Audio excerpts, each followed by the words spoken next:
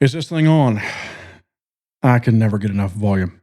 Unfortunately, what we're talking about this evening is an all too familiar topic. So many times I hear CHM individuals defend the movement or try to say that there is no rampant sexual abuse, or they will even go as far to say as I just don't, it's not necessarily an issue. If they don't say it, they'll imply it. That's kind of, they try to basically wipe it away, whitewash it, and pretend it doesn't exist. Well, as you know, in the past, we've talked about it here, and we've talked about it a lot. And it's a subject that I had kind of wanted to, let me put it this way. I didn't want the podcast to become all about that. It's a depressing and disgusting topic, and after a while, it kind of gets to you a little bit. Unfortunately, though, there are times like today that we have to keep talking about it. And the reason is, yesterday, another news article came out that a guy that at least was CHM has gotten busted. The stories just continue to come, don't they? All right, let's start here. This is from pahomepage.com. A former pastor at a Snyder County church has been charged with sexually assaulting 3 young girls in Schuylkill County. I hope I'm saying that right. Those of you from PA can correct me. According to the West Penn Township Police Department, 46-year-old former pastor Marvin Leroy Mosley of Milroy, Pennsylvania, sexually assaulted 3 girls over a 15-year span. Court records indicate Mosley was a pastor at God's Missionary Church in Penns Creek, Snyder County, in 2004 when the alleged abuse began. As stated in court documents on April 27th of this year, the victim told police she and 2 other females had been sexually assaulted by Mosley. Police say the first victim was assaulted by Mosley from the time she was 7 until she was 15. Court documents state the incident began with gestures such as Mosley pulling hair and tickling, and then led to him exposing and touching their private areas. The affidavit says Mosley would often take the girls on 4-wheeler rides in the woods where he would hug them and press his body against theirs. Police say during an interview with Mosley, he admitted he did sexually assault the 3 victims for 15 years, switching from one girl to the other. In the criminal complaint, Mosley told police when he was around the girls, he felt a chemistry that he enjoyed and he was, quote, too free with his hands, unquote. Mosley says he was starving for sex and he would get aroused when they walk in the room and while playing with them, police say. Mosley has been charged with indecent assault on a person less than 13 years of age, indecent assault on a person less than 16 years of age, and corruption of minors. Official state bail was set and posted at $100,000, and a preliminary hearing is scheduled for June the 30th, which would be this coming Friday. We'll go over here to another site that is reporting on this, scoopnews.com. They gave a lot of the same general information, but they had a few different pieces of information. One of those things, a little ways down through the article here, and I will post the link to both of these in the show notes. Let's see here. The victim stated that she met Mosley when she was involved in the God's Missionary Church Incorporated, and then it gives the address, which when you look up that address, that is for Penview Bible Institute. Some of you that went to Penview or around there, I'm assuming they have a church that they operate there. Is that correct? Because they said he was assigned to, in Snyder County, where he was assigned to the church as the pastor. So apparently he was pastor of that church at the time that this began. Again, of course, all persons are innocent until proven guilty. So I want to keep that out there. We don't look good for the old boy. The police are saying that he did confess to them. So these stories keep coming. They keep happening. It's almost like an assembly line. They just keep rolling off of there. And this is just one of them that has become public. Can you imagine what's not public? And I'm saying this too, I guess, to the CHM. I want you to think about this.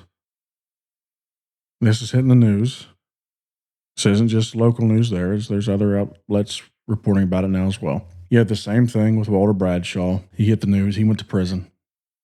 Virgil Carpenter, it was news all the way down. The Orlando Sentinel was even writing about it there in the 90s when it took place. These are just the handfuls that make it in the public. What do you think is not being made public? This stuff makes me upset, makes me mad, of course. But if someone is, let's put it this way. If I had the chance to sit down with a leader from CHM, how would I want to address them and what would I say? So let me try to hold off on the yelling and screaming for the moment and just maybe say what I would say to them. This guy allegedly, according to these articles, has been involved with the God's Missionary Church. For those that are not aware, that's the church organization that Jim Plank is involved in, that I believe Jacob Martin is still the president of that denomination. Let's go over something here. So if I had the chance to talk to them, what would I say? Well, let's bring up your website first of all. Let's see, and to bring up the one I'm looking for, I type in God's Missionary Church abuse because they have a statement about sexual abuse. But you see, here's the thing now, guys. Your statement used to be the top search result. That's no longer the case because now a news article about a guy that was a pastor for God's Missionary Church is now the top search result. But anyways, right here on godsmissionarychurch.org, they have listed a statement on sexual abuse. And I don't know if I've went over this on the podcast before, but I think that now would be a good time to go over it again. So if I'm able, if anyone that is a leader from the CHM, if I could sit down and talk with them, we would have to talk about this. And let's read this statement. God's Missionary Church stands against all sexual and physical abuse, especially towards minors. At any time, reports of abuse come to our attention. They will be reported to the state as required by law, and appropriate ecclesiastical disciplinary action will ensue. We pledge to support and to grieve with victims, and we will hold abusers accountable for their actions. God's Missionary Church commits to provide a safe place for the vulnerable, regardless of when, where, or by whom abuse occurs. I like that. It's a good statement. Until the last sentence. If you are a victim or have knowledge of such abuse, please contact Conference President Jacob Martin. And then it lists his cell phone number. It says nothing about contacting the cops, any type of authority figure, other than the guy that runs the church denomination.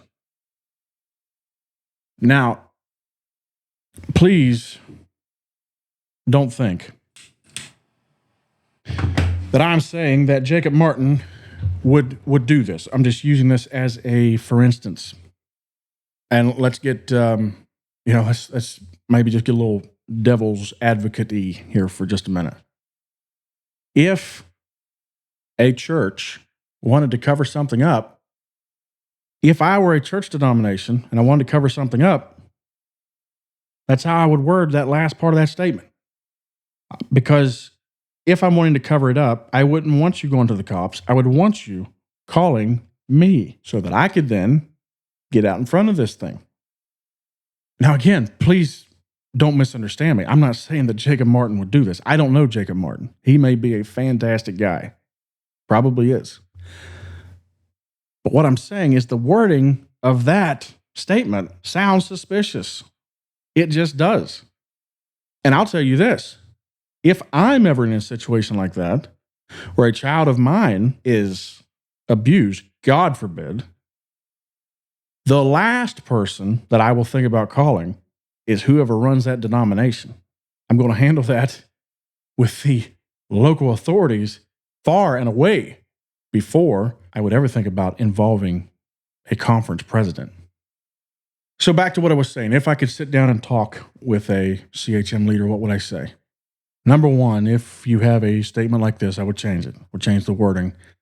I would go with full transparency as well. And part of that transparency, I think, would involve encouraging your people that if they have been abused, get a hold of the cops, get the cops involved.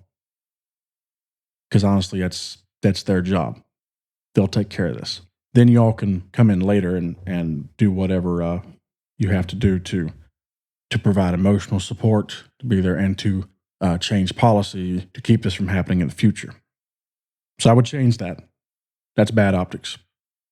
Another thing I would do to keep this from happening, because it obviously happens, you got to start taking it more seriously. I know that you preach a doctrine that is heavy on the no sin and the Christian perfection, and that's fine. We can disagree about doctrine some other time, but I know that that's what you all believe. I don't, but that's fine. You guys can believe whatever you want. However, I think that it messes a little bit with your thought process in these kind of areas.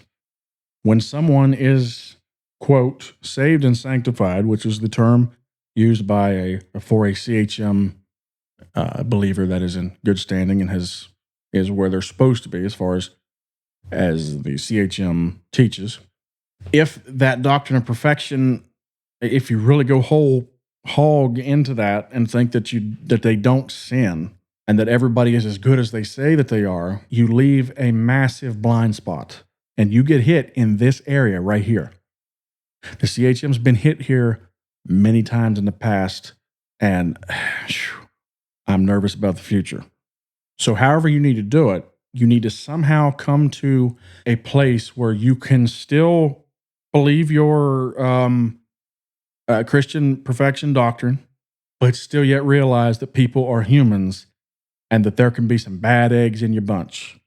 Somehow you've got to come to that realization and begin to make that a big priority. Something else that I would do. I just heard a preacher preaching the other day about not spreading bad information about someone.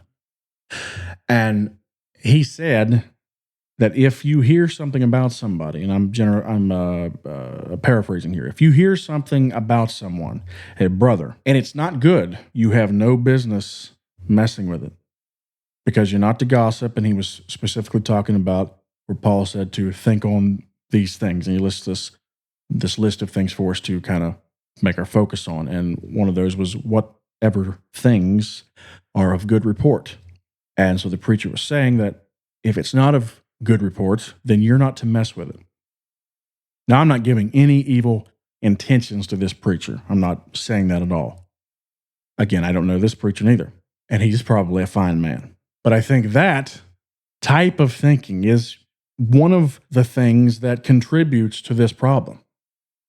Because then if you hear something about a preacher that, hey, they might be touching kids, then if you go by what's being preached, you are to, nope, I ain't hearing that. That's not of good report. That's not of good report. So let's forget that and let's just move on. Now, that might not have been and probably wasn't what this preacher meant, but that's how it comes across. People in the crowd, I know because I was one, were sitting there waiting to gobble up whatever the preacher says. And so when we hear that, well, if it's not of good report, if it's a bad report of the guy, then I guess I'm just to assume it's gossip or something. So that thought process needs to change as well. I understand that gossip is a bad thing, but we also need to keep in mind, do not trust anyone blindly. Don't trust them blindly.